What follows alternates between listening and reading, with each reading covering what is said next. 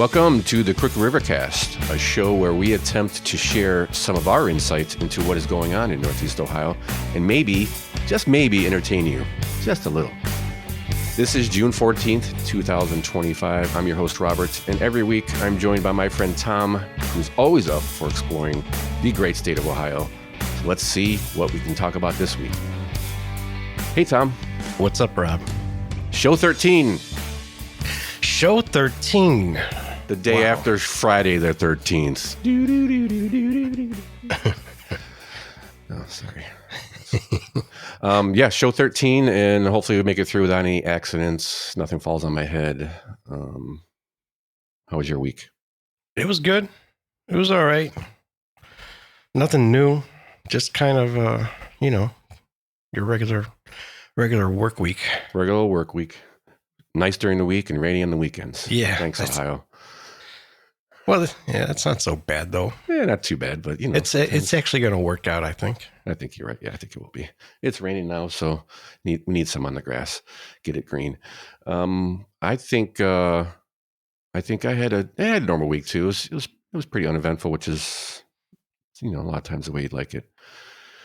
Before we actually get into the show, let's also don't forget to mention if you need to share some stories with us, tell us where we're wrong, tell us where we're right.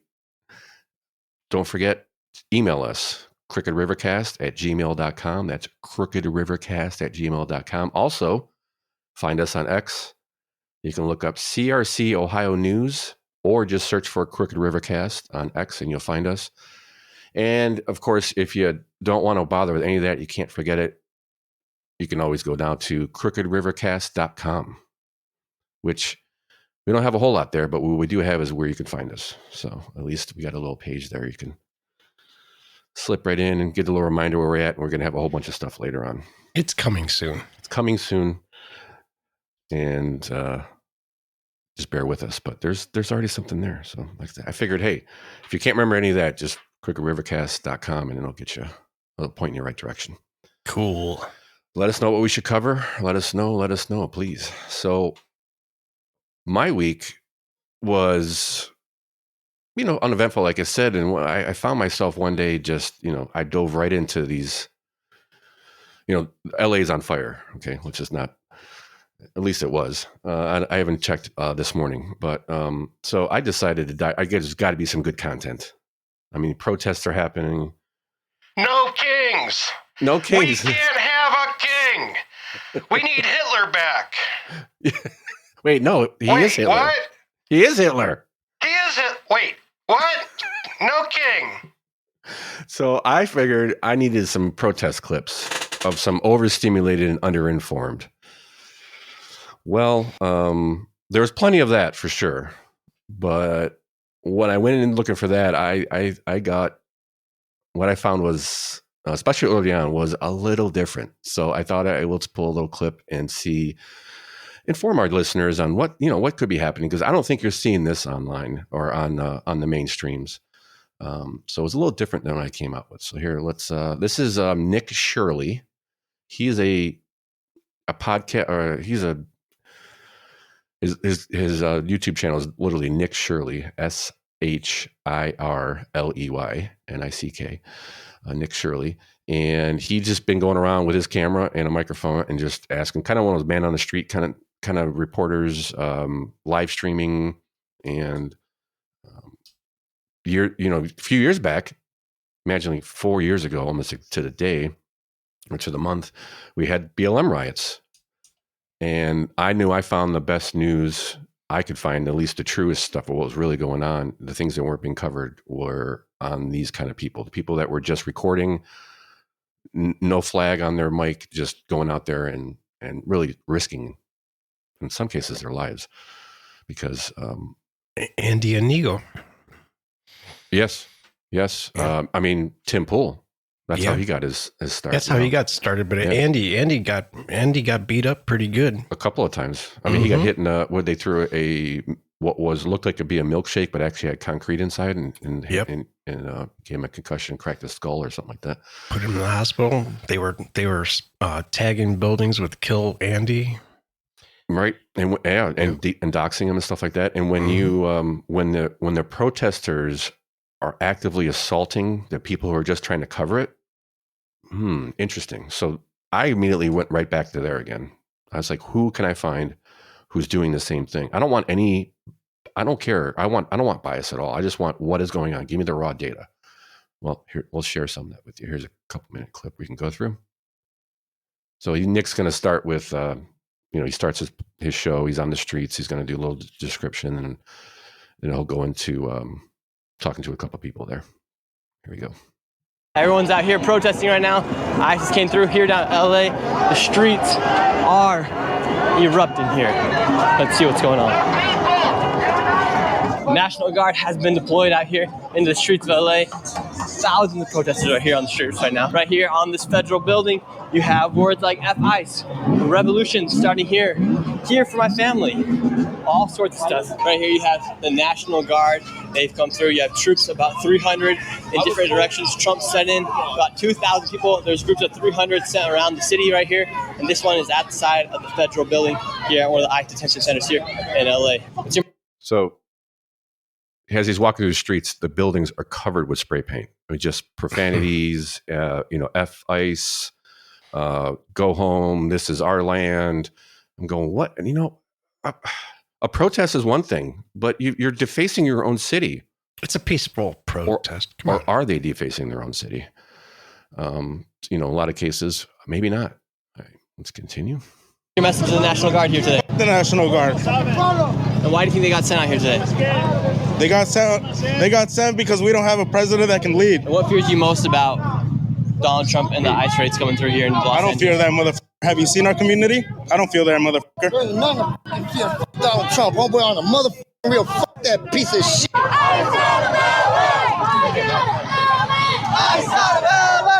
ICE out of LA. Who's the aggressor? Right now, do you think it's right for them to go after the most dangerous people like they say they're doing? I mean, I don't see nobody here has attacked them. And they initiated all of this. We're peacefully protesting. They're the ones that come out with riot shields. They come out with billy clubs and all kinds of shit. I don't know who's the aggressor here, but it ain't us. You! I can't wait to know you! Take off your badge, big boy! No aggression. Take off your badge! Coward! Get that shit in my fucking face! Okay. That guy's yelling at the ICE officials for being a coward for wearing a mask. Meanwhile, he also has a mask on. I can tell you're very upset. Of course we are. Yeah. Here you go. We feel some burning in the eyes right now upon arrival here. Everybody be prepared. We still fight for the legalization of all in occupied territories.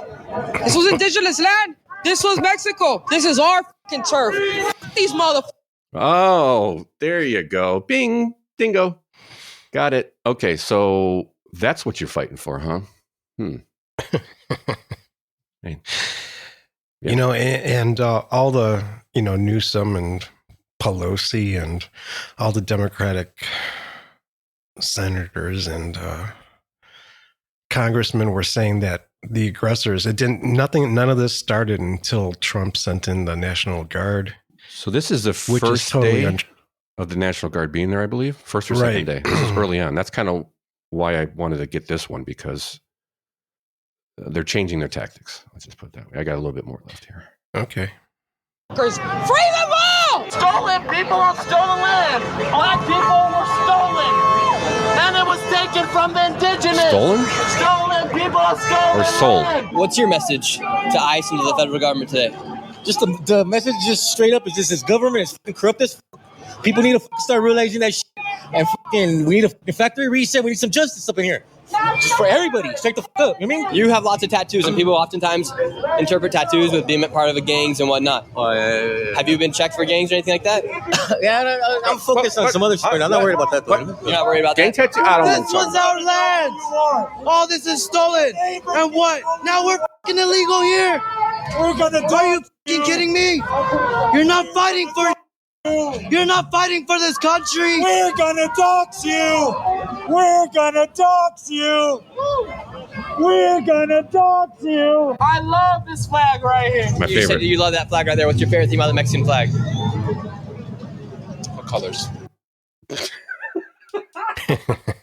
the colors. Who bought those flags, Mexican flags? Interesting. Brand new ones. You can still see the folds in them. Mm-hmm. And the Honduras one, there's one guy with the Honduras flag. To the credit, there was one guy, and I cut it out because the clip was already 3 minutes long. And it's just you could tell, I mean, he had been 18, 19, 20 years old. No, just a black shirt on. He was just there. And then he asked them, hey, why do you think people are, waving their own flags, of other countries? And he goes, honestly, bro, I don't know. That doesn't make any sense, man. And the other thing I took off is, can you say at least 2 sentences without saying the word bro? Well, come on. Yeah, well, what I did want to say, they were saying that none of this started until the National Guard came in, but that they were surrounding the federal building and keeping ICE. They were surrounding ICE in a federal building and throwing Molotov and firebombing the building before the National Guard was sent in. In case people don't know, I read a New York Times article on what happened and how this all started. And according to New York Times, ICE came into LA to do with warrants on a food factory across from a Home Depot. It was never a Home Depot raid. Right. They were across from a Home Depot in a gated industrial park. And that's the New York Times reporting that? Yeah. They were raiding, and they were sitting there preparing. And as far as I remember from this, is a week ago I read it, that there was a city official of some sorts who, I don't know, a city council member or something like that, who saw ICE forming in this area, in this industrial park, and started telling everybody. And I'm not sure people showed up because of him, but he definitely helped. And then protesters started showing up. Well, according to New York Times article, things were thrown at ICE agents, and then ICE agents launched some tear gas, pepper spray, whatever, pepper bombs. And as they went to leave the area, which is what everybody wanted them to do, right? What they found was people went back to the Home Depot, the protesters, took pallets of cinder blocks, broke them up into pieces, and started launching them at the ICE vehicles as they were leaving from literally point blank range to break their windows and hurt them. Wow. How did they get those? Home Depot closed. That was also part of it. Home Depot closed early, like very early on, because of all the protesters were showing up outside. And also probably because none of the illegals were showing up for work that day because ICE was across the street. But so that's how it starts. So again, you're not getting the whole story, and especially not getting it from the mainstream media. So, question with boldness. And this guy here, he's been the most honest reporting I've seen. And it's really just him showing what the people are actually saying. So, yeah. And, that was what I was going to say, bringing on to that is, again, ICE was trying to leave, and they're blocking the streets and throwing rocks at them. Well, the cops decided the LAPD was in front of this ICE detention center later on in the video, and they're trying to leave. And what do? They're telling them to get out. Get out. So when LAPD decides they're going to go back to the police station, they won't let them leave. They block the street and won't let them leave. Mm-hmm. And that's when the confrontation starts happening.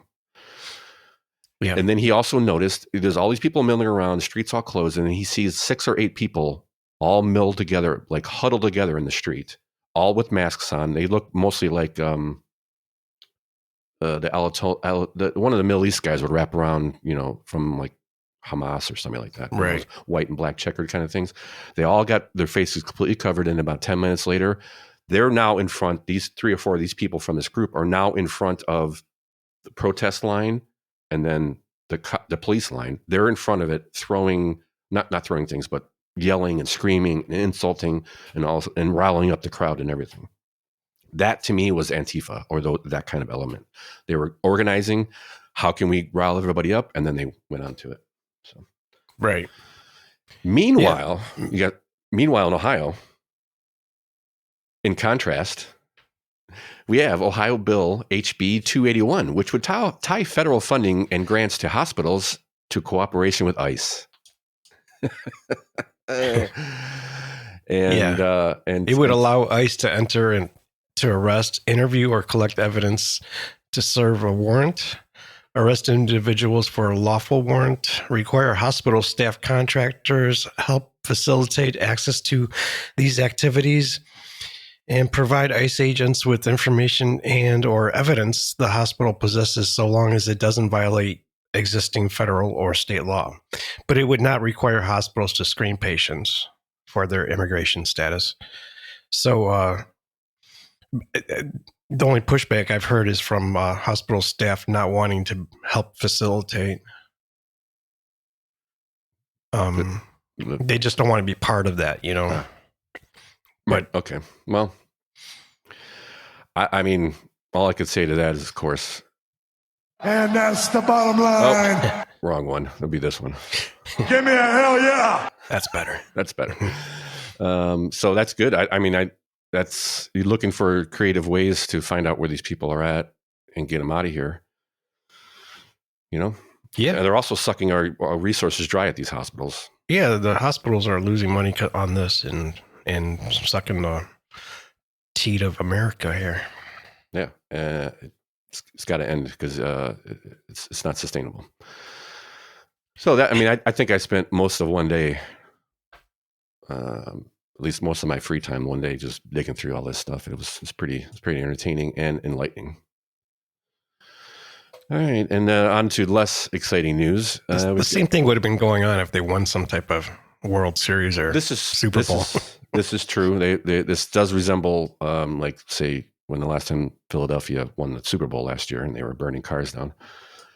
I'm curious how our No Kings protests are going to go in Cleveland here. There is a ton of them. I think there's like 30 or something crazy. Like the list is. There's a lot. If you have a city, pretty much guaranteed there's going to be something there, or at least they're announcing something. Who's actually going to show up? Yeah, there's one right around the corner from me. I don't think there's going to be much because it's rainy. And for those that don't know, we record this on Saturday mornings and release it on Monday. So we just we don't know what's going to happen yet. The protests are scheduled for Saturday afternoon, I think. Yeah, Saturday afternoon, and it's supposed to forecast is for a little rain today, so it usually dampers any protest.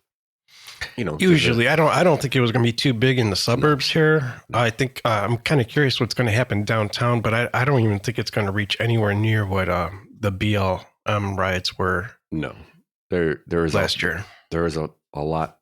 It is a lot harder to take these optics and change them. You know, and to craft them in their own the way they like to do it. As far as, I mean, it's too hard. And this is an 80-20 issue, as far as I can say. Yeah. Oh, for sure. Yeah. Poll numbers are reflecting that. Yeah. You know, the weirdest thing is last night my wife was watching something on, I think it was from NPR or it was a local Ohio NPR type of public radio from Ohio. And it was a bunch of Democrats that were sitting around talking about what the things that are going on. They're like, Trump is losing support. And, you know, the people want, I forget how they worded it. Gosh darn it. But they were just making it sound like nobody wants this to happen. And I'm like, I have no clue what they're talking about. All right, I guess on to maybe not such exciting news, but it is definitely important and probably more important than the riots, not protests in LA. We got the budget rundown again this week. At the House or the Senate version passed the Senate overwhelmingly, and it is currently the Senate version was overwhelmingly voted against in the House, so they're not in committee. We've got a little clip we can go through, start and stop, and I've got a couple bullet points where I got interesting things that I'd like to comment on and call their BS. So let's start it. This is the Ohio Senate budget from the State House News. This is your clip. Where'd you get this clip from? Is it from? This is that long one I gave you? Yeah. The State House News, which isn't that like Ohio Stream or Idea Stream or whatever? Idea Stream, I believe it came from. It's not a bad website. I get stories from that every now and again. They're pretty. They're centrist, leaning left. Yeah, they lean left, but I never see anything that like really obnoxiously. this is good stuff to go through. So bear with us, but it's important because it's going to be voted on next week. So we're going to at least see what we're going to be dealing with for the next 2 years. So let's start it up. Republican senators passed their version of the two-year state budget on a mostly party-line vote on Wednesday, with only one Republican, Senator Bill Blessing, joining 9 Democrats in opposing it. Now the budget is on the last leg of its journey to Governor Mike DeWine, with the deadline of June 30th looming. One of the Senate's major changes from the House budget is a 2.75% flat income tax rate for Ohioans making over $26,000 a year, which amounts to a tax cut for Ohioans with incomes over $139,000 annually, who are now paying 3.5%. Republican Senator George Lang has been pushing for elimination of the state income tax since he was appointed to the Senate in 2017. I do feel sorry for the accountants in Ohio because as we simplify the tax code, their work level is going down and their billable hours will go down as a result.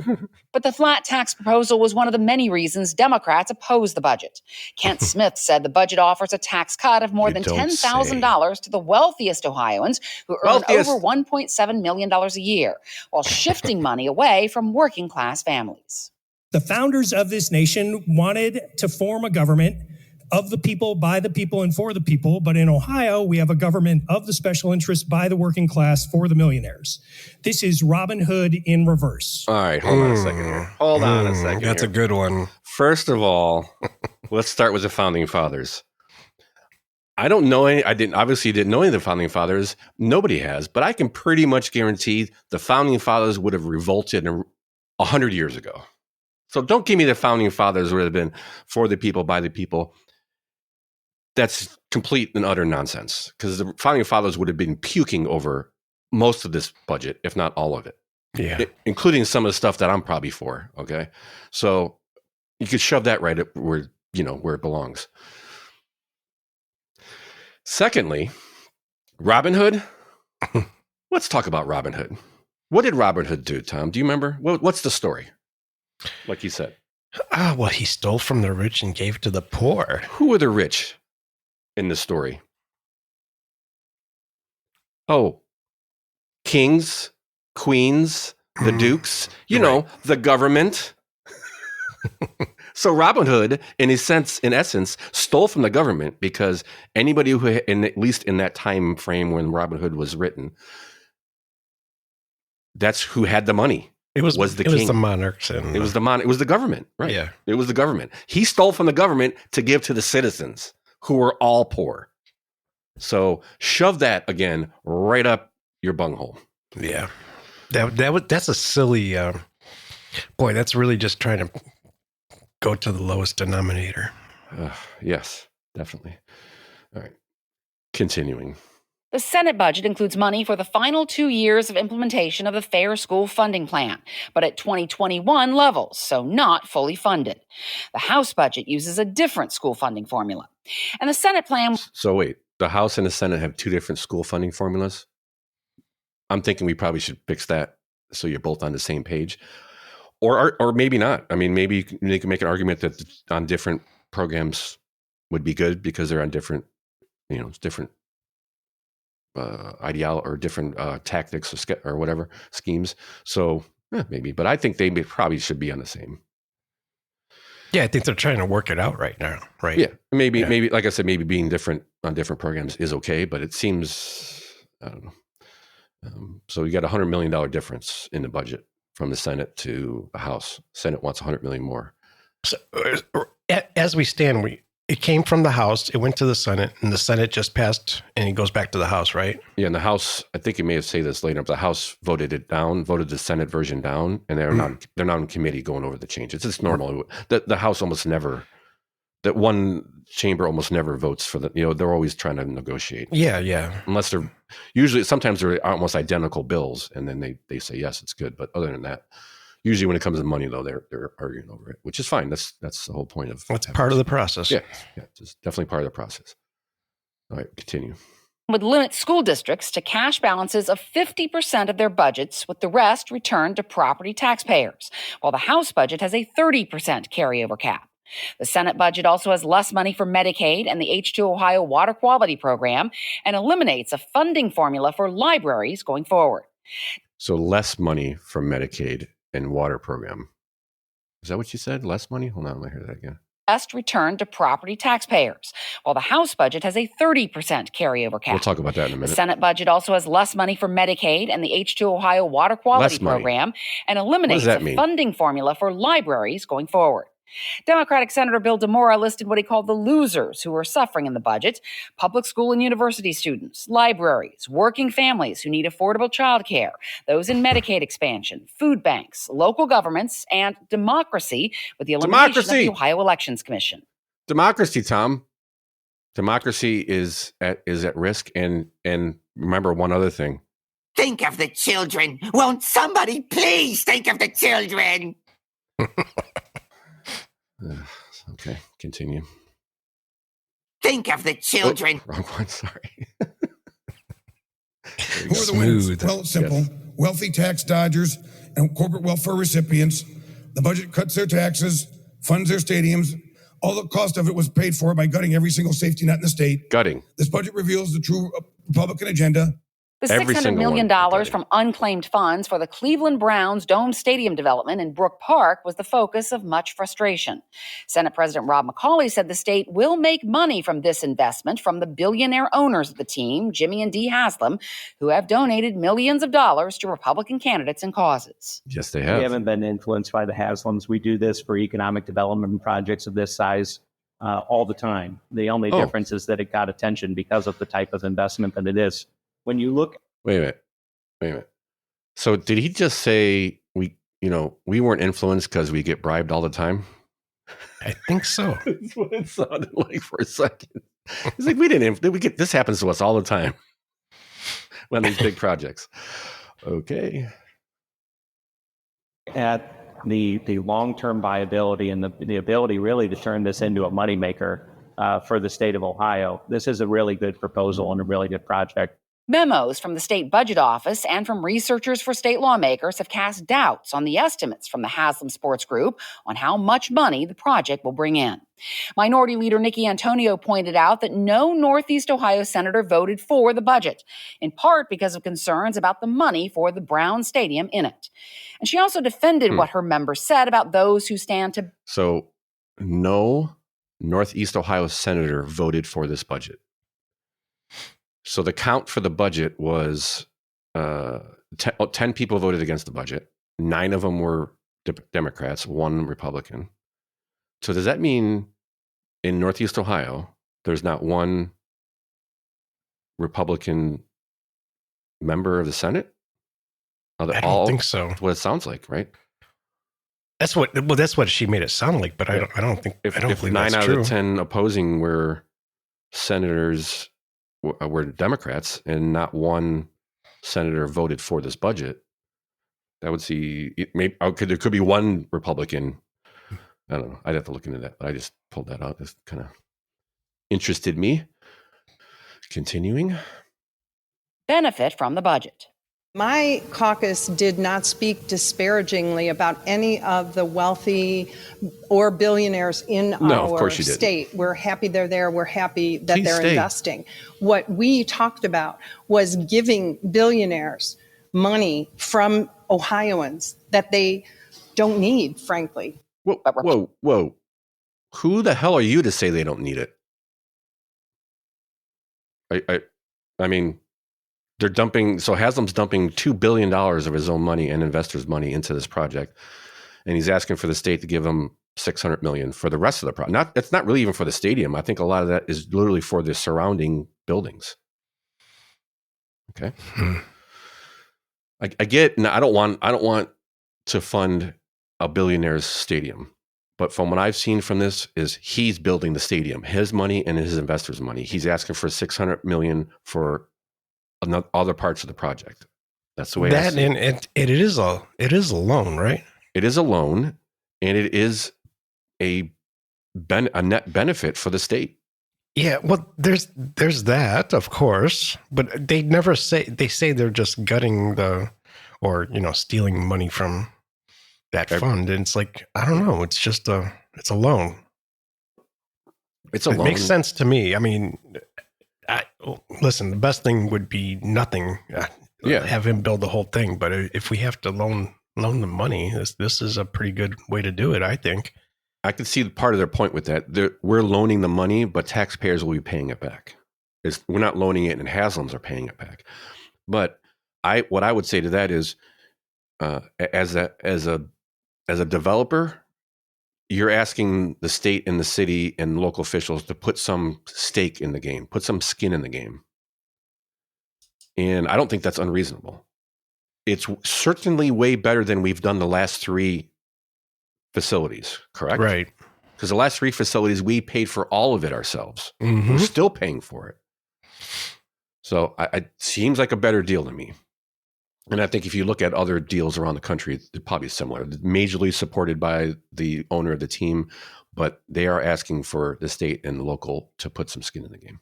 I guess I just wanted to make sure people realize that they're borrowing money from that fund. From the fund. That's what the Senate wants. Yeah. Right. So it's a loan. I understand that taxpayers are paying it back, but like those people that have those unclaimed funds aren't losing their money. No. That stuff's so hard to get. No one's ever getting that stuff. I checked. By the way, and I had 3. And they're all under $25. All under $25, and then I went to claim it, and it was like 89 cents total. So I was like, yeah. Right. That's a lot of this, and it's not worth. If you've got what could be $75 worth of money sitting there, is it worth 3 hours of your time to get it? Right. In my opinion, I don't know how long it took you to get it, but from some of the people I've talked to, it's like, wow, that's actually not that easy to get this money back, which is understandable. They want to make sure it's you. But within an hour, I got my, it broke it down on who owed me the money and how much.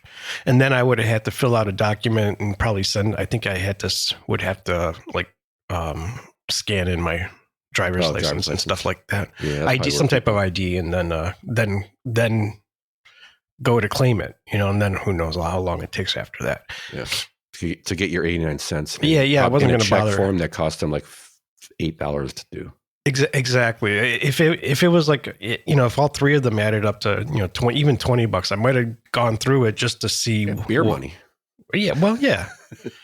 Yeah. Nowadays it's like a half a beer money. Well, yeah. It's like a 6-pack of some cheap stuff. Yeah. All right. We got like 50 seconds left. So let's see if we finish this up. Okay. Republican Senate Finance Chair Jerry Cirino was clearly irritated at what he also termed disparagement of wealthy, successful business people by Democrats. This is ridiculous. These are the people who are creating jobs, creating value, buying property, hiring people, and giving to charities in a big way. So let's be careful about disparaging billionaires or highly successful people. They are an important part of our economy. They pay most of the taxes. After the Senate's vote, the budget went back to the House, which voted nearly unanimously to reject the Senate's changes and send it to conference committee. The lone dissenting vote was from Jason Stevens, whose 2 years as Speaker were marked by repeated battles with supporters of Matt Huffman, who was elected Speaker earlier this year. Karen Kassler at the Ohio Public Radio State House News Bureau. Not sure why that last part's important. Maybe because he's bitter. I don't know. That's why he voted against it. So who pays taxes in Ohio? Well, largely, I think top 1% pays 66 or 70% of the taxes in Ohio. No kidding. Yeah. No.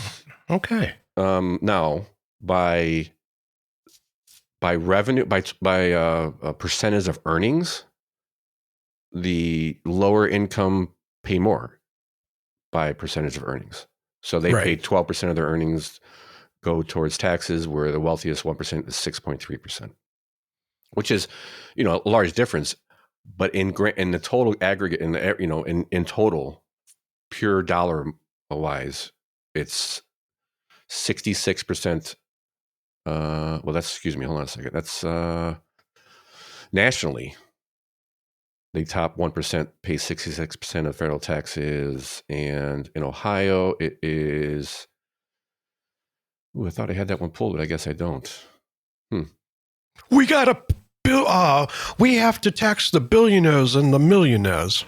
No, not anymore. It's just billionaires now, Tom, because he's a millionaire. Oh, that's right. Sales tax, income tax, 36%. Ohio's progressive tax ranging 0 to I guess I didn't have that. Oh boy. Yeah. So most of the taxes are paid by the top wage earners. I thought I had the percentage. I guess I pulled that wrong, but it's federally that way, and it's that way in the state. But it is, when they look at percentage of earnings, is when everybody starts complaining about it. Mm-hmm. But in a total, it's most of your taxes are paid by those people. And are you really the wealthiest in Ohioans when you're making $139,000 a year or $150,000 a year? No, you're not. Not That's even middle close. class. Yeah, when they were talking about what was it like? The wealthiest are going to be saving like $10,000 a year, but that was like for people making over $1.7 million a year. Well, yeah, so. yeah, yes, yes. That's the way it goes. I mean, you have a progressive tax like that, and that's, they call it a regressive tax, maybe, because it so I don't. Okay. I think the person that's making like 139,000, in that range isn't going to, they would be maybe saving a couple $100. Sure. Yeah. It's, Yeah. But, and it simplifies everything. And I think to me, a flat tax, in my opinion, is the most fair way to. Yeah. Everyone pays the same. Yeah. And I still think it leaves the people that are like under a certain amount, like they're below the 2.75, right? Under 29,000, yeah, 29,000 or something like that, 26,000, somewhere in that range, you pay no taxes. Right. So there's still 2 tiers when there was 3 tiers, technically. Yeah. And then, so they're also bringing up the school carryover issue on which schools carry over and how much they carry over. And so I wanted to look this up because the Senate wants to go to 50%. The House wants 30%. So I want to see how many. We asked last week. Maybe they're not saying how many districts go over 50% yearly, but there's got to be at least some, or they wouldn't go. I don't think that number would be applicable to this. So I wanted to look up. So it's approximately. Ohio school districts carry over approximately 45.2% of their annual budgets. So 486 out of the 609 school districts, approximately 80%, had a carryover balance exceeding 30% of their operating budget for fiscal 2024. 80% are carrying over 30% of their funds, with one district, New Lebanon Local School Districts in Montgomery County, what reported last year carrying over with carryovers exceeding 100% at 131%. They made money. Can we pull them aside and analyze them for a minute? They came in with X amount and left with 31% more than they came in with. That was Montgomery County? Montgomery County School Districts, New Lebanon schools. Local schools in Montgomery County. How did that happen? I can only guess, because I know they're not making money. Right. I can only guess this is just something over year in, year out. They carry so much over that they're just kept building up. Just keeps building. Yeah, like a savings account for them. The estimates indicate that districts are holding approximately $10.5 billion in excess reserves across operating accounts. Yeah. Wow. So what are we talking about here? We're talking about capping it, and then the cities and local officials will be able to prorate your taxes, and your taxes will actually go down. Okay, so that seems reasonable to me if you're carrying 55% of your budget over from the last year. It doesn't seem like you need that much. All right.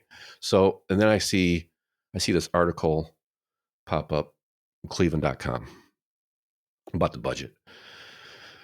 And here's the headline, verbatim. I will say it, and I quote, I'll say it verbatim. Quote, "Shut up or else," unquote, is a clear message an Ohio senator sent to school officials on the budget.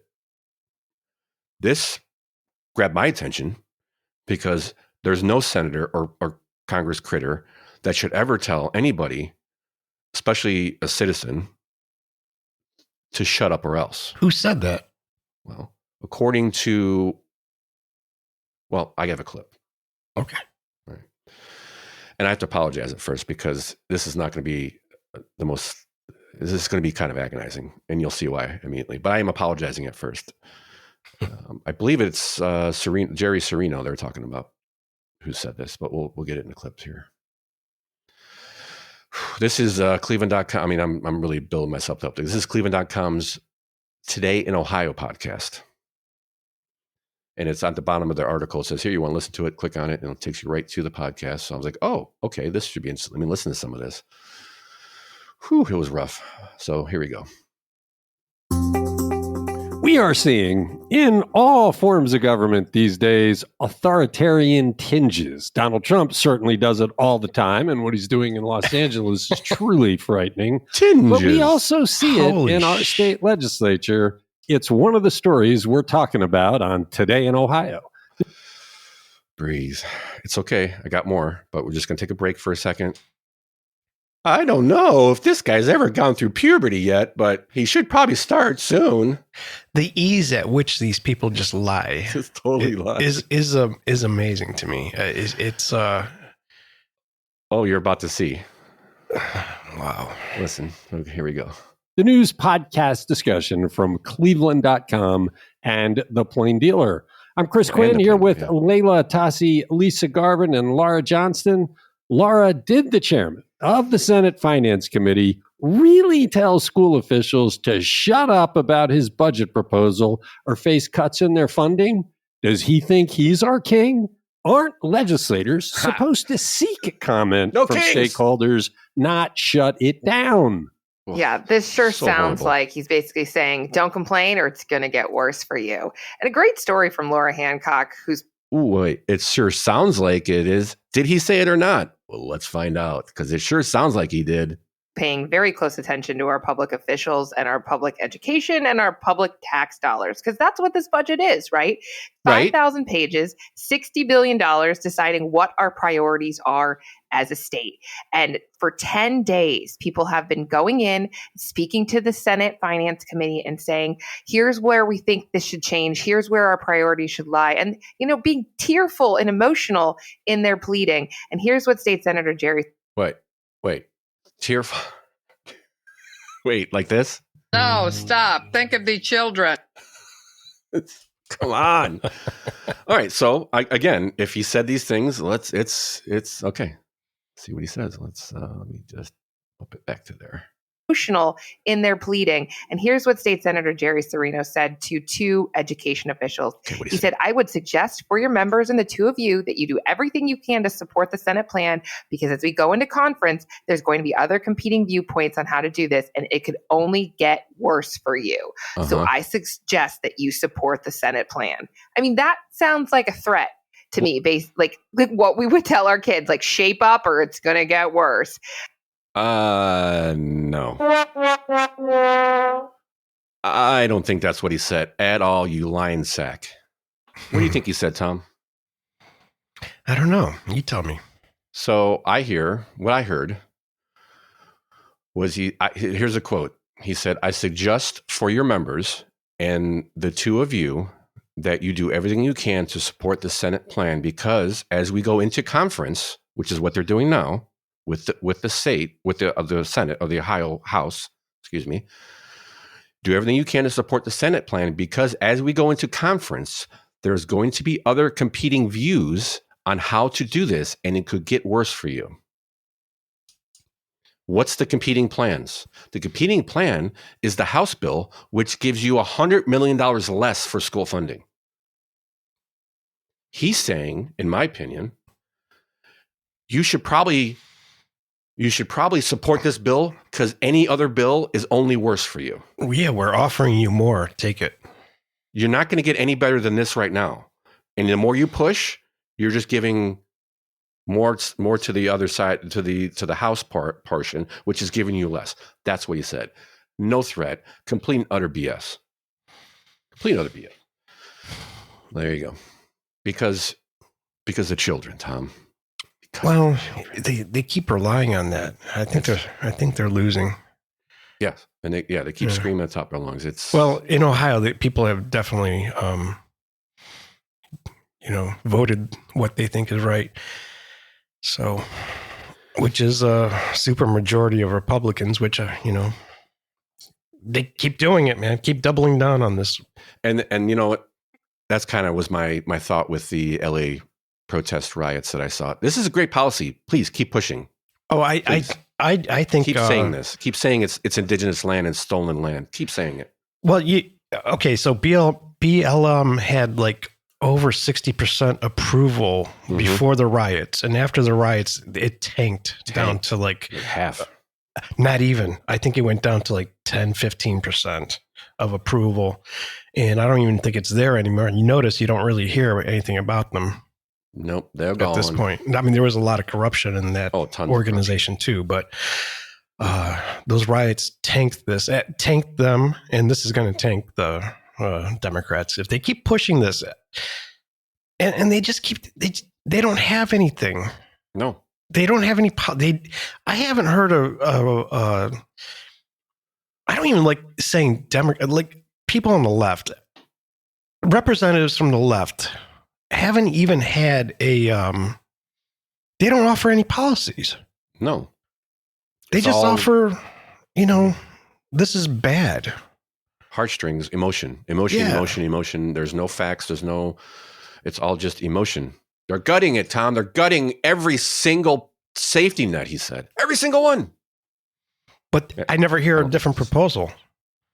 Exactly. Yeah. I get it, you don't like it. Well, how else are we going to fund schools? 20 years, 4 Supreme Court decisions. It is unconstitutional. Okay. Before we go on, because this ties into our next topic. But I got to break for a second just to say, crookedrivercast@gmail.com. Please email us. Tell us how we're right. Tell us how we're wrong. Tell us what else you want us to cover. Catch us on X. Search for Crooked Rivercast on X. You can always check out the website, crookedrivercast.com. You could always DM us on X also. Yes. Shoot us a DM. We are on there and trying to spread the news. And so to kind of continue on to this, it kind of ties into this property tax reform. There are a plethora of bills. Did you see how many bills there are currently in committee? I think there's 22.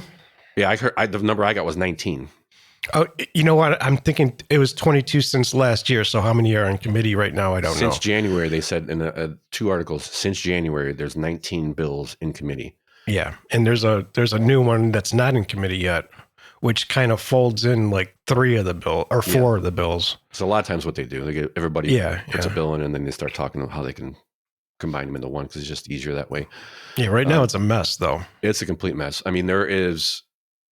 So one of the bills, House Bill 309, would give, which really ties into what we're just talking about, would give the local officials the ability to lower your property taxes.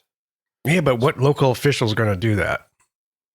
If the budget passes with a 30% cap, they have to do it. I think this would allow them to do it. I think they're trying to lower that cap, though. Well, right? And in this bill? Yeah, I think so.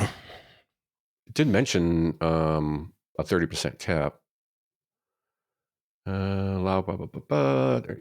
Yeah, I think it is. Does they even give a number here? Yeah, I don't even see a number. They don't even give a number. I thought I read somewhere that they were trying to lower it down to like 20 something percent. It basically says it would give the 88 counties the ability to do it. It didn't really state whether it gives you a number or not. Okay. There were a lot of articles on this that there's so much. Yeah. The other one was the Ohio Association of County Auditors, County Auditors Association of Ohio Property Tax, or of Ohio. Yeah, excuse me, I got get my notes mixed up here. It's the County Auditors Association of Ohio has put out they're putting out whatever they're announcing, white paper, whatever, saying that they're we need this property tax reform because the property taxes are increasing and getting out of hand, which also ties into why do you need so much? Maybe the Republicans aren't giving you all of your fair school funding plan, whatever program you're talking about, because you've gotten such an increase over the last 5 to 10 years with property taxes going up so much. Maybe you actually don't need so much from the state right now. By the way, some of the increases, check this out. In Butler County, 37% increase since 2023. Montgomery was 34%. And 30% in Greene County and Warren County underwent they had a 27% increase, and that county auditors are warning that more 25%, the range of 25% are likely coming. So we're pretty much in a crisis here. I would consider this a crisis. Yes. And what is the reason for all these? All of a sudden, since January, 19 bills. We had a little bit last year. They had a bunch last year. Yeah. And you get the county auditors now coming out and saying we need to reform. In my opinion, does it kind of have to do maybe with reformpropertytax.com, Citizens for Property Tax Reform? Yeah, go fill out the mailing list, and you can find out where to sign the petition. A lot of this is coming from that pressure, because I think the state legislatures are saying, or Congress critters are saying, we better do something now before we have no property taxes. It's kind of what you think that's what's happening? Some of it, not all of it, because some of this came up before. But I think there is a lot of pressure, and it's kind of what that Beth Blackmar was saying from it. It's like we've complained before and gotten maybe crumbs, if that. Well, now we're just going to pull the whole rug out from underneath them and see what we're going to force them to change by just taking the revenue away. And what a lot of the people against this are saying, well, if this passes in November, they'll have 9 weeks or eight or 9 weeks over a holiday to get this all worked out. Because if the bill passes, this property tax reform, it's gone. That's what they're saying. So I think you know what? I don't think they can get anything done this year. There's too much going on. Yeah. I can't see. They got 19 bills in committee. They got this one big bill that looks like a mess. It's House Bill 335, which hasn't gone to committee yet. It should be this upcoming week. It should go to committee. But I can't see how they can get this done this year. I think they're. Yeah, you're right. Yeah, they're fearing they're putting the pressure on, which was part of the point of this whole petition. Right. Is do it or else. Do something, or we're going to take it all away. I bet you there's a lot of them that are worried about the midterms or the upcoming primaries and stuff coming up. Mm-hmm. I don't know how the state when there's come up, but I would say a third of them are probably up coming up. Yeah. At least it's usually around that. It's not everyone, but it's usually a third or sometimes more. So there's a lot going on with your taxes, and it's really going to affect. This is really important because it's going to affect your pocket, and usually I hope in the positive. That's what it looks like. Yeah, go sign the petition. Yeah, reformpropertytax.com. We'll put it in the show notes again this week. Go on there, find out where they're going to be, and go sign the petition. They said things are going well right now, but they want to do 600,000 before the end of July. I think before the end of July. Yeah, they need to do it quick. They shouldn't have trouble. I got to go find it because they had it. They were stationed close by me.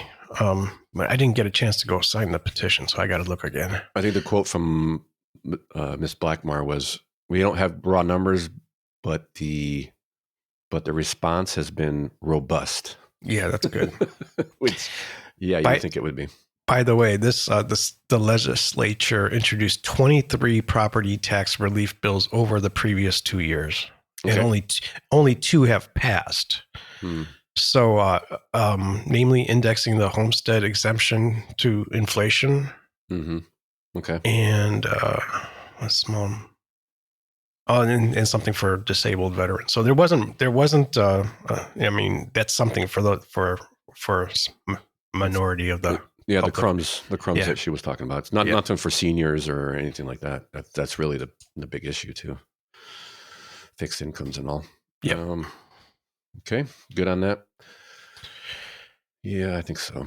Yeah, keep an eye out. Make sure you keep an eye on your critters. There's so much going on, but there's not much to talk about because it's all in motion. So we're just trying to keep you updated to what's going on. I mean, we'll be talking about it again, I'm sure, in the coming weeks and months as they come closer to this deadline for property tax reform. All right, moving on. It's Ohio Democrats seem like they want to introduce some common sense laws, Tom. Let's. Please do tell. Yeah, let's see. Some of it might be good. Let's just give it a fair shake. Let's WKYC News Channel 3 report here. Let's break it down. Also in Columbus, Ohio, House Democrats are introducing a package of bills they say is aimed at curbing gun violence and promoting responsible gun ownership. Lawmakers say the goal of the proposed legislation is not to ban firearms. Let's be clear. We do not seek to outlaw guns. Rather, we want to offer common sense regulations and publicize safe, responsible ownership. Let's say I believe you. Let's just say it. Democrats say gun violence kills over 1,700 Ohioans each year, including more than 1,000 suicides, and injures another 3,500. Two of the bills would offer financial incentives for safer gun storage. One would remove the sales tax on gun locks and safes. Interesting. And another offers a tax credit to cover the cost of handgun training and storage devices. Nice.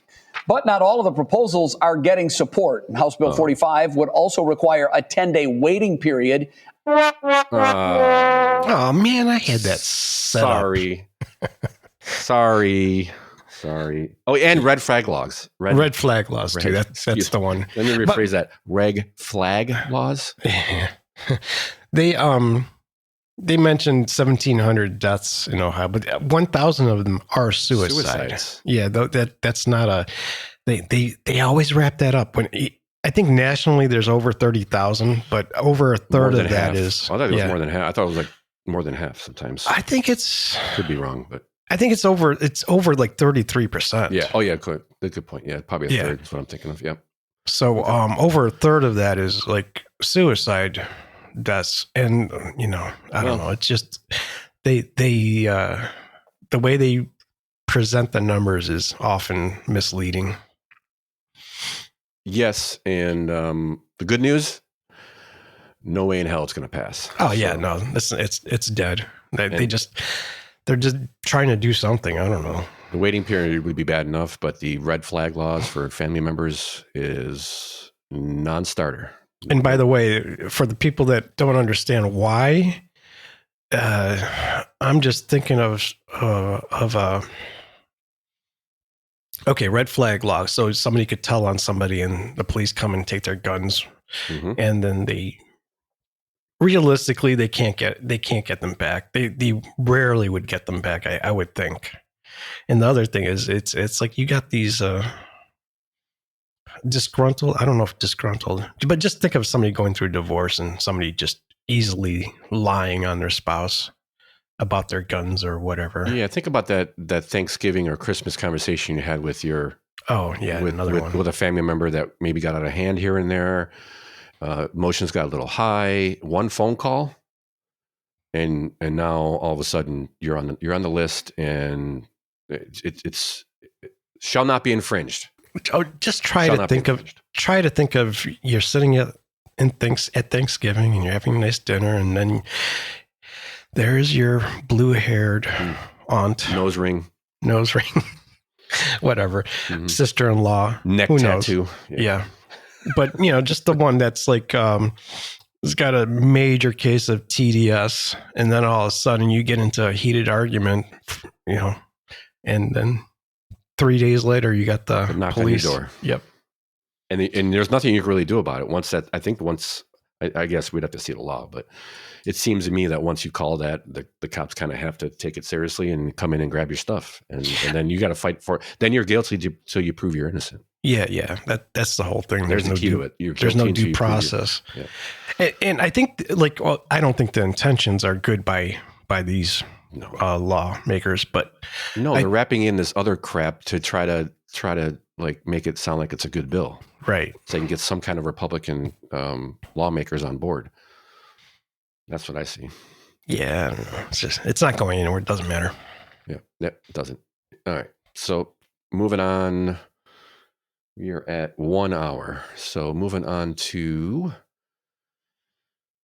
where do you want to go, Tom? You want to continue on? Should we hit the downtown? You know what? Let's go with LGBTQ incidents in Ohio. Oh yeah, I don't have anything about this. So yeah, you're going to clue me in. Yes, I can definitely clue you in. So let me pull up their stuff. Okay, yes, Democrats are pushing bills in the Ohio Congress or state legislature, and one of the reports they have is a new report identifying anti-LGBTQ incidents in Ohio. So I read the whole article, agonizingly enough, but I went through some of it because I want to see what is going on in Ohio. What are all these anti-LGBTQIA plus whatever incidents? How many are there? All right. So according to the article, nearly 50 anti-LGBT blah, blah, blah incidents happened in Ohio in a year, according to a new report. Sounds like a lot. 50 incidents. What were these incidents? Okay. Let me guess. Somebody painted over a rainbow flag, or somebody did a burnout on a crosswalk that was painted in rainbow colors. I'm not even sure if it was even that. Okay. The alert tracked these incidents through self-reporting, social media posts, and data sharing from partner organizations, and law enforcement. So I think the law enforcement should probably be the first place you look, because there isn't Ohio incidents. Nearly half the incidents in Ohio involved Dayton street preachers hosting anti-LGBTQ protests at universities, events, street corners, pride events, or outside the Great American Ballpark in Cincinnati. So there was some organization just setting up protests? Nearly half the incidents in Ohio were involving, yes. So they're saying because they got into a scuffle at a protest, it seems like. Okay. That's an incident. Because there was an injury, somebody broke a nail or got a bruise on their butt. Or an officer just came by and cooled things down. Many of the incidents in Ohio involved pride flags being stolen. Okay. Transgender woman was injured while bartending a drag show in Columbus last July, according to the report. A man disrupted the show and was kicked out by the bartender, but the man punched the bartender and kicked down the glass door while yelling homophobic slurs, according to NBC4. Okay. So did he punch you because you're trans, or did he punch you because you're throwing him out of the bar? The next, I need to know. I mean, was this guy drunk? I don't know. I mean, fine. That's one. It sounds like a typical bar thing. Taking it at face value, that's one. And the rest happened at this preacher guy, this Dayton street preachers, when he's hosting all these events at universities and stuff like that. The rest were pride flags being stolen, sounds like. So nearly half of these incidents were at this preacher, plus that one with the guy in the bar, and then stealing pride flags. So why did they even do this report, News 5? Yeah. There's nothing going on here. Yeah, not much, no. But besides that preacher, not actually true, Tom. They're being attacked. Okay, they're being attacked because Ohio. There's a bill going through the Ohio legislature to put your biological sex on a driver's license. Oh God! And let's just hear what the LGBT community has to say about it. Can't wait. Yeah, here you go. Pride Month is meant to celebrate the LGBTQ plus community. Celebrate but what? Ariane Childry isn't feeling very proud of Ohio. Stop attacking me and people like me. and let us live.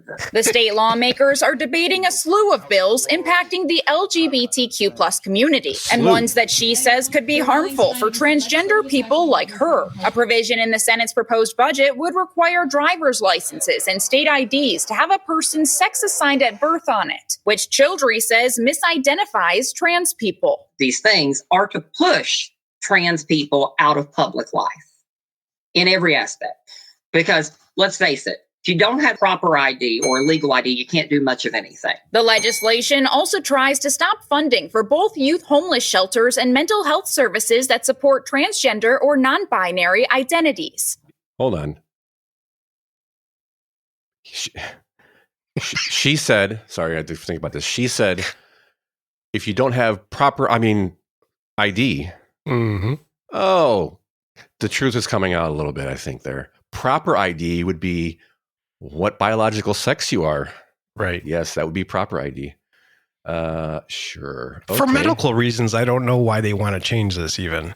Right. Like if you're in an accident, I mean, they're going to treat a male and a female victim differently. And if you're unconscious, the best way to find that out, well, there's two ways. One, you look at ID. The next way, well, they cut your pants off. But yeah. But I mean, like, why would you want anything to like possibly, roadblock that? Oh, crap. Now I lost my place. Hold on. Sorry. No, I hit stop and it went to the beginning for some reason. There you go. I think I was here. Let's see. Are to push trans people out of public life. Hear it again. In every aspect. Because let's face it, if you don't have proper ID or legal ID, you can't do much of anything. The legislation also tries to stop funding for both youth homeless shelters and mental health services that support transgender or non-binary identities. Democrats are proposing bills to combat the GOP, one to make LGBTQ plus discrimination illegal, and another to ban conversion therapy for minors. Plus, House reps want to put marriage equality on the ballot. We cannot assume that federal protections currently under law will last forever. Speaking at the State House, Cleveland drag queen Veranda Lanai says another bill would make it a crime to perform in drag outside of adult cabarets, like a strip club. Attack on expression, on identity, and on art. Art.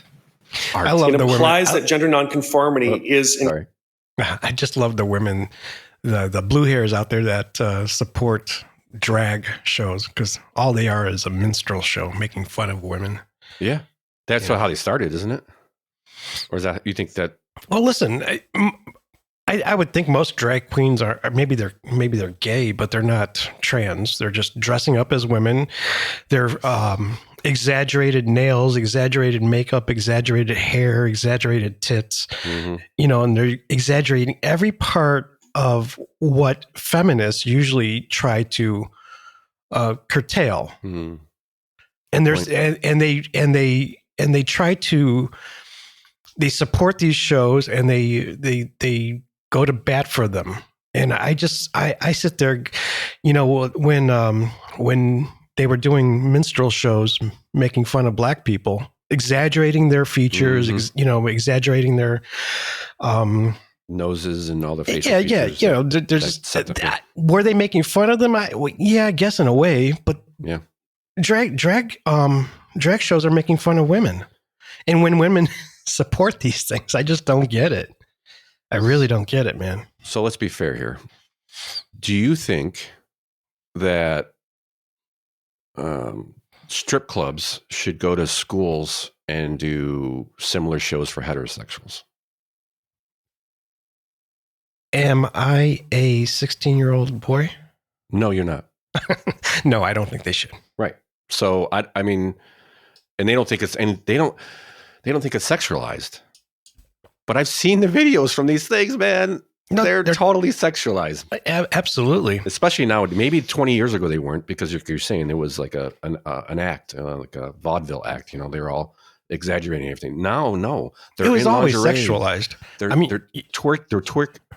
twerking in front of kids. They've always been sexualized. It's just our the public's perception of what our tolerance of level of what is sexualized, or the amount it's sexualized is different. You got a little bit left, and the best is yet to come, Tom. So, Let's finish this up. Got like 20 some seconds. Inherently inappropriate, shameful, or sexualized, and that it is both false and dangerous is inherently on identity and on art. Art.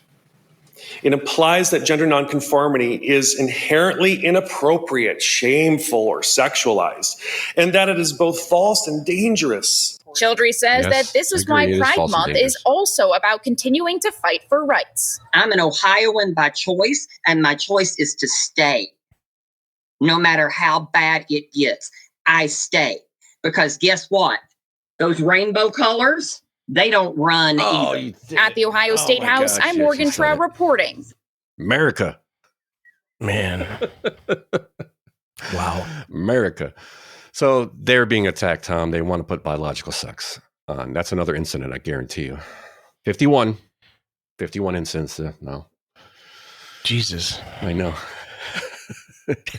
Anyway, cricketrivercast@gmail.com. Send us a DM and X, Cricket Rivercast. Tell us how you feel about it. All right. Moving on. Let's touch on a couple more here. We'll get into more local stuff. So we have a Cleveland mayor's driver who is a Cleveland police detective got in an accident. I think this was a few months back. I think we had talked about this. You had pulled this story, and we never really covered it. Never got to the point of where it kept getting cut.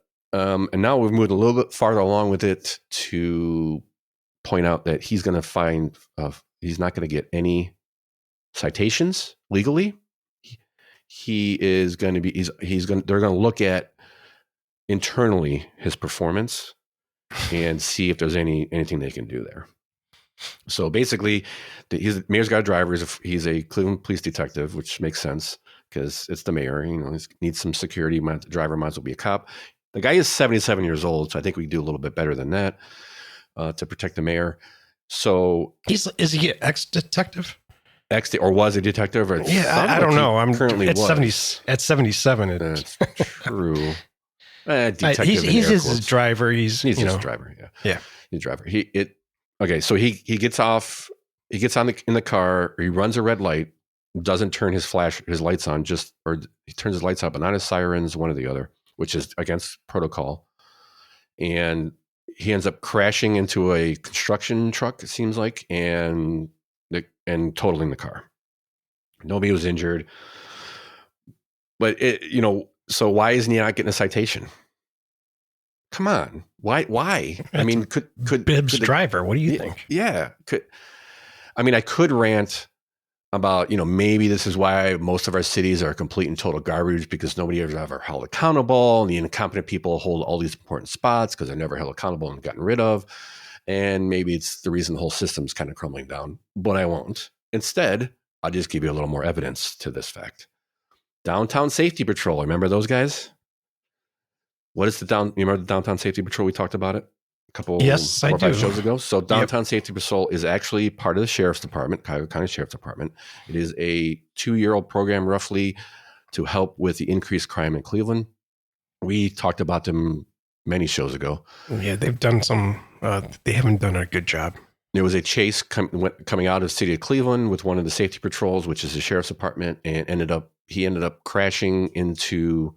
The guy being chased crashed into a bystander who was ejected off the 90 exit on I-90 and Eddy Road, and both people died. Yep. So I think there were a couple other incidents too. There are others there, and up until now, I can't see of any reprimanding from what I can see, what I've looked for. I don't even know if the sheriff has ever actually sat in front of council yet to explain what happened. No, have they canceled that though? No, they haven't canceled that. There is legislation in there that they're trying to do that, right? But it hasn't. It's still going on. So the update is they've had a sheriff's deputy or a downtown safety patrol deputy, whatever you want to call them, be involved in a couple of shootings in the last couple of months, all within a short period of time. And when they start digging in this guy, they're like, why is he even on the force? And for example, his name is Detective or Officer Vajussi. So he wins on name alone because, hey, Officer Vajussi. We can go so many ways with that, but so excuse me. This Vajussi graduated from John Carroll University and said he pursued policing after not being accepted into medical school. That's evidence number one. He then took a police exam across Northeast Ohio, and the Cleveland Police Division hired him, but he resigned 1 week later. In December 2020, Vajussi later graduated from the Cuyahoga County College Police Academy. And in June 2021, so in December, he leaves the Cleveland Police Department, and then in June 21, he graduates from the Cuyahoga County Police Academy, where he apparently was written up or something for horseplaying and slamming another cadet into the car, denting the door, then delayed reporting it and calling it not a true testament of my character and a mistake. All right, so then he graduates, and then spent 9 months with the Mentor Police Department. And the personal records show Vajussi failed his field training, lacked confidence, had difficulty in stressful situations, and hesitated because of being afraid of making a mistake. So they fired him. So the supervisors found his performance poor, and they got rid of him in October of 21. And then he goes to and spends a year on the East Cleveland Police Force. And then, so in 2023, Vajussi joins the Sheriff's Department in June of 23. Weeks later, is elevated to the Sheriff Harold Patel's fledgling, as they called it in the report, Downtown Safety Patrol. So he's been involved in two shootings in May of 24 and October 24 and May of this year. And with very similar situations. Within seconds of getting out of the car, he's got the gun drawn and he's throwing rounds downrange. And he then some, I had clips, but I didn't pull them because we got already too much today. And one of the clips was notable is he's searching the field because he's sure he saw somebody reaching. On the radio is his detective, his boss saying, "Do not search the area, stand down." And he's just looking around. He's trying to find the gun to save his ass. Right. And he actually did shoot somebody. He shot I think a young woman who was running away, and there was no gun found in either case. So this guy should be he shouldn't be on the force. He should not be a cop. Who is looking after this police force? Where are the checks and balance on this police force? It's got to be disbanded. So, and the Cuyahoga County Cuyahoga County Council is looking. They've got movements and this and that going to ban it. We'll see what happens. But according to the police, the sheriff, I don't know. I haven't looked into any of this yet. Mm-hmm. That was his comment. Okay, well, I mean, it's only been 4, 5, 6 months since his first shooting, 2 or 3 months since his last shooting. Maybe you should look into it. Dope. Oh yeah, by the way, remember, the only sheriff in Ohio that is not elected. Yep. We need that to be changed next, after we get the property taxes taken care of. But, I mean, nothing's going to, will something happen to this guy? Maybe, maybe not. Nothing's going to happen to the driver of the police driver. He's just he may get a slap. Is he going to get a write-up? They even going to write him up? Probably not. But gardeners, Tom, criminal gardeners they're cracking down on criminal gardeners. Can you tell me about that? Oh yeah, there was an article in Scene by Mark O'Prey, and this lady Tanisha, I'll just call her Tanisha. She moved into the Clark Fulton area, and she started kind of like her whole yard. There's no lawn, so she started a garden for her whole yard. And those yards in that area are small. Yeah, they're tiny. They're smaller than postage stamp. Her front yard's probably 40 by 10. So tiny yard, and she just planted.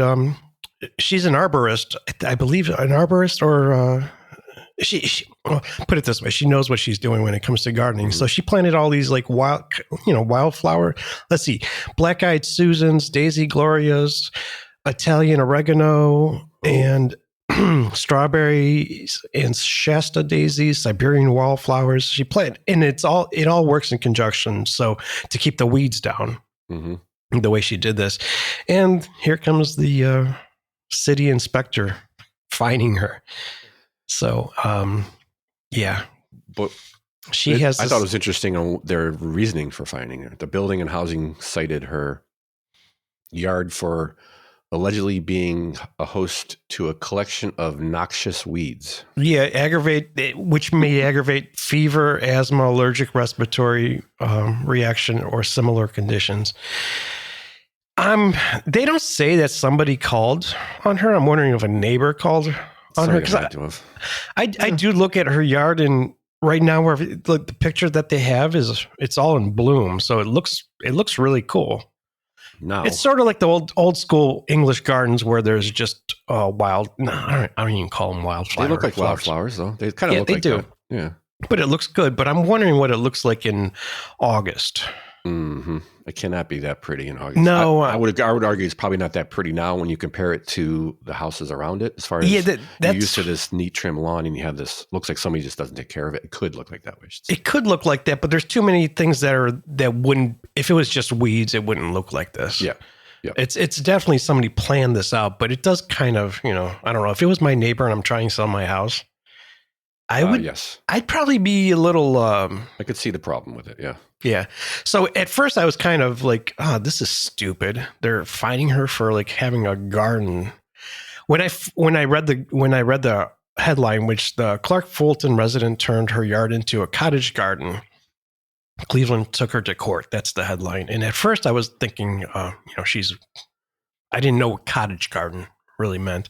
So I'm thinking she's just growing vegetables. And I'm like, man, if you can grow food in your yard, you should be able to. But this ended up kind of like making me rethink it, probably, huh? Yeah, I don't think I would want that next to my house. No.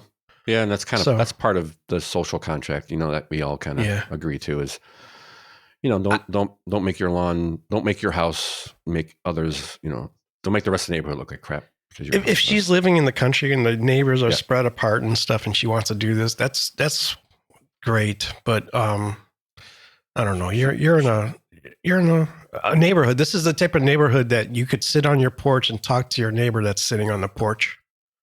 So right now she's getting fined. It's like $100. $100, and her statement is, "I'm not changing. I will keep getting fined. I'm not changing. I'm changing nothing." Is her quote.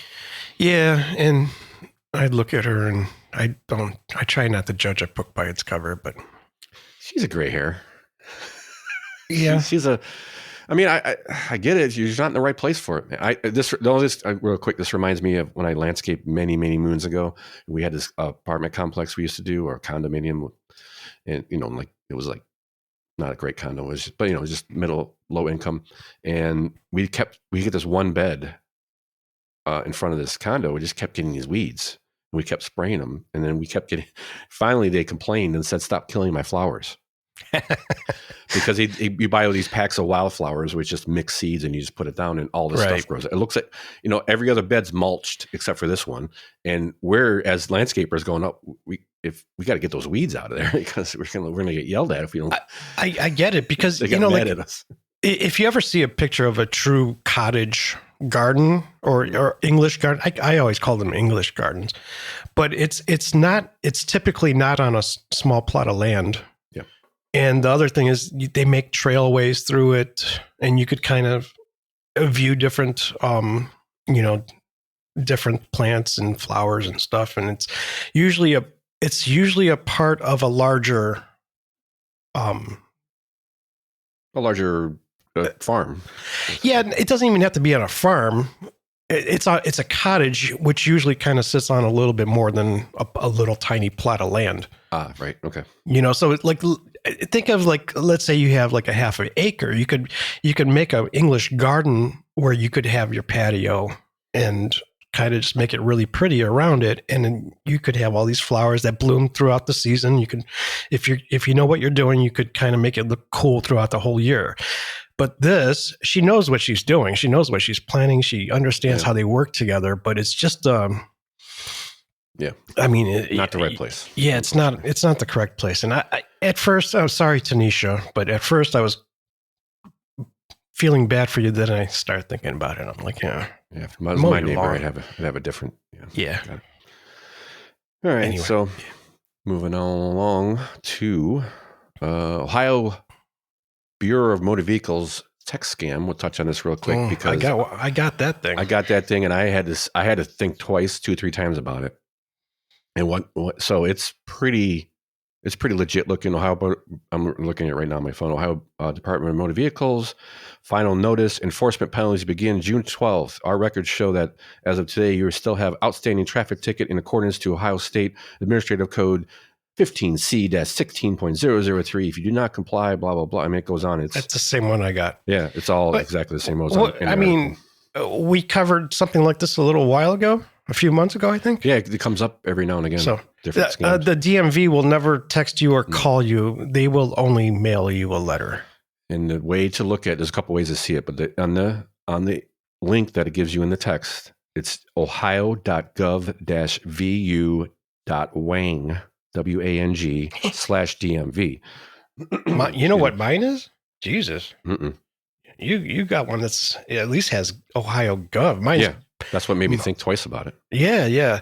Well, the reason I didn't think twice about it, the phone number it came from was +44 746-225 4017. That was my next because I got it from an email address. Oh, okay. And then the link that I got is bmvohio.simylc.vip /pay ? And I'm like, oh, okay. Yeah. So, if you're getting any texts, it's a scam. They're never going to text you this way. They're going to send you a letter. They're never going to text you. They're never going to call you. Microsoft's not going to call you. Apple's not going to call you and try to get the viruses off your computer or anything like that. They're not going to send you an email. They're not going to call you, and they're going to send you a letter. And Apple. Why would Apple contact you? Why would Microsoft contact you? Yeah, especially to help you with the viruses on your computer. We've detected viruses on. I got that was my best one. Is I used to get that at work, and I go no.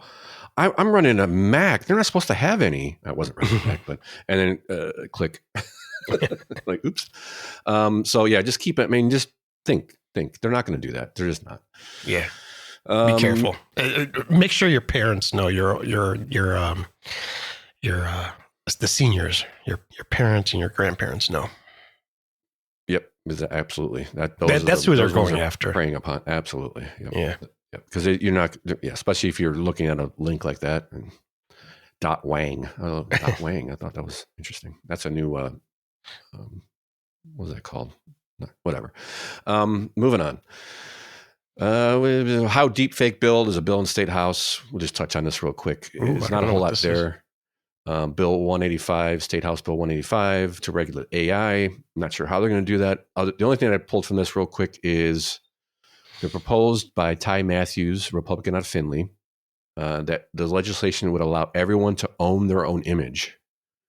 And it would be a trademark infringement to produce malicious content without someone's consent, with possible civil penalties of tens of thousands of dollars. The bill would also make it a third degree felony to create or distribute malicious AI content in order to extort the individual being deepfaked.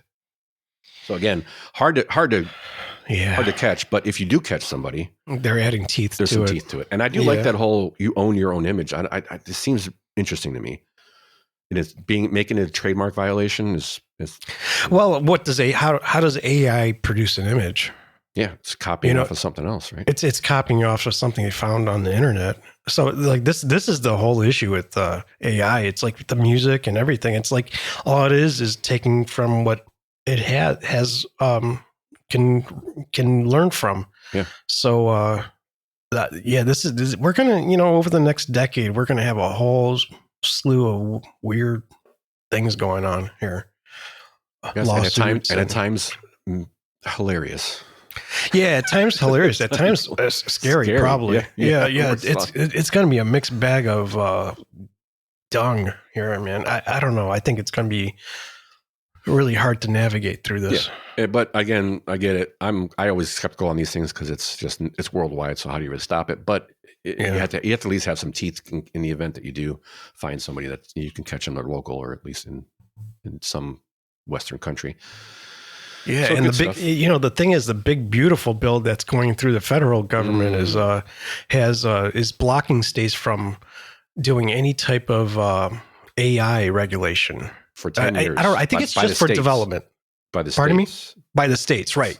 Yeah. So they don't want, because if the states block, I think it's more for development, right?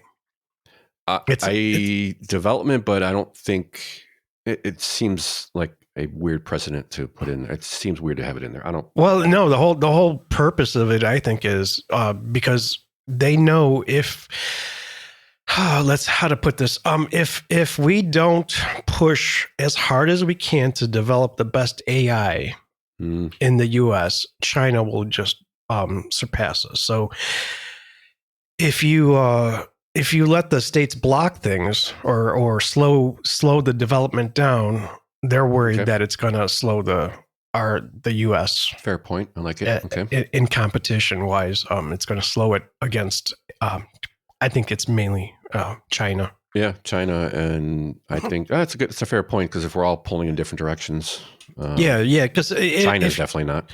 Because the whole thing is, like, what if we got Ohio here that's booming in Columbus, and there's going to be definite AI development going on. So what if Ohio tries to slow that down? Yeah. Okay. Fair point. Yeah, that's what I think that's all about. All right. We'll keep up on that as it gets passed. We'll bring it up and see how far it gets. Moving on to egg recalls, real quick. Egg recalls. Is this Walmart? This is it's funny how they put it in the story. 100 million dozen. 1 million dozens. You couldn't just say 12 million. 12 million eggs being recalled, mostly sold at Walmart. If you've purchased from Walmart, you can check the show notes. We'll put the link to the article in there. That's what Walmart gets for supporting No Kings protests. There you go. Exactly. You get salmonella eggs. But they said the vast majority went to Walmart from this one in different, I think there are even different names on the package. But what they do have in the article, or you could also search for it online if you need to, they do have a numbering, identifying numbers, so you can tell which eggs are which and make sure you don't have any bad eggs. So check that out. We'll put the link to the article, which also has those numbers in it, in the show notes, so you can click on it right from there. So watch out for smelly, rotten eggs. And on to the last segment, which is always good stuff. And today it's all you, Tom. So where do you want to start? Honky Tonk? Yeah, let's start with the Honky Tonk. Honky Tonk. We got, I think it opened up a couple of weeks ago. This is from Scene Magazine. We got a new Honky Tonk on East 4th, downtown Cleveland, which it's 2038 East 4th Street, right where it's only pedestrian only area. And place is called Jolene's. At first I thought it's called Jolene's Honky Tonk. And at first I thought it was not run by, but I thought it was like she had part ownership in it. It was Dolly Parton. Oh. But it's more of a, she doesn't have anything to do with it, but it's more of just honoring her in a way. Okay. Yeah. Looks like a cool place in the picture. It looks really cool. What they did was they took a kind of like, they tried taking the old school honky tonk look vibe and introducing Cleveland aspects of Cleveland into it. So it's not like you're walking into a Texan honky tonk, but they're trying to get the same type of vibe to it, I guess is the best way to put it. They're going to have live music there. They do have, it's a restaurant bar, but I don't think it's going to have an extensive menu. I think it's more like finger foods. Okay. Yeah. I kind of went through it real quick. I didn't see anything that was like, you're talking like more just appetizers and munchies and stuff when you're there's sense. A simple menu of tendies and nugs. That's what it says. So whatever that means. And even a lot of times they'll start with that. That's true too. Later on, we'll see how far they go because people will ask for it if they're there. Yeah, that sounds awesome. I mean, More live music, please. Yeah, I think, well, it's cool. I mean, hey, anybody out there starting a cool honky tonk band, give me a call if you need a guitar player. Yeah. Because that would be fun. I just, I hope they have enough around town. Yeah. This might start building it up. So. Yeah, they got to have some place to play. I don't know. It's the chicken or egg thing, right? But. Yeah. And they're going to have DJs there too, but I hope they have a vibrant live music scene there. Yep. And let's see, we got one more thing here. Cleveland Metro Parks concert series. Tom, how are they doing this? Didn't you see the signs, the ads? They're cutting staff. Brought to you by Doge. Yeah. They're cutting staff. Yeah, right. Okay. And Metro Parks totally broke, I'm sure. Yeah, I'm sure. So it looks like it's they're having a summer concert series. I think they did this last year, which I didn't even know about. See what happens when you start doing a podcast? I know. You learn about these things. So lovely. There's Huntington Beach concerts on Wednesdays, 5 to 8 p.m. Wallace Lake concerts, which are on Thursday and Thursdays, but they only have a couple of those. I'm kind of surprised because I thought they would have a pretty good schedule there. And a few at Euclid Beach concerts, Edgewater Beach concerts, Emerald Necklace Marina concerts, which I don't even know where that is. Huh. I've never heard that one either. Yeah. Awesome. Yeah, and Merwin's Wharf concerts. So we'll leave a link in show notes for that. In the show notes, yep. Yeah.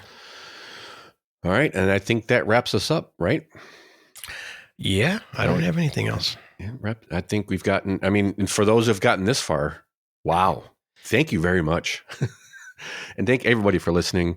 Again, another fun show. I love getting into this stuff. And like you just said, it is very satisfying to know more about what's going on in my state and what our Congress critters are doing. So if you know of anything else, you have any comments, let us know. crookedrivercast@gmail.com. Follow us on X, Crooked Rivercast, or CRC, or DM us at CRC News, CRC Ohio News. I can screw that up a few more times. Or check us out on our website. We've got at least a landing page with all that information on it while we build it. And follow us, subscribe, like, and whatever. Share. Tell your friends. Tell your friends, please. And let us know where we can do better. And on that note, we will talk to you next week. Peace.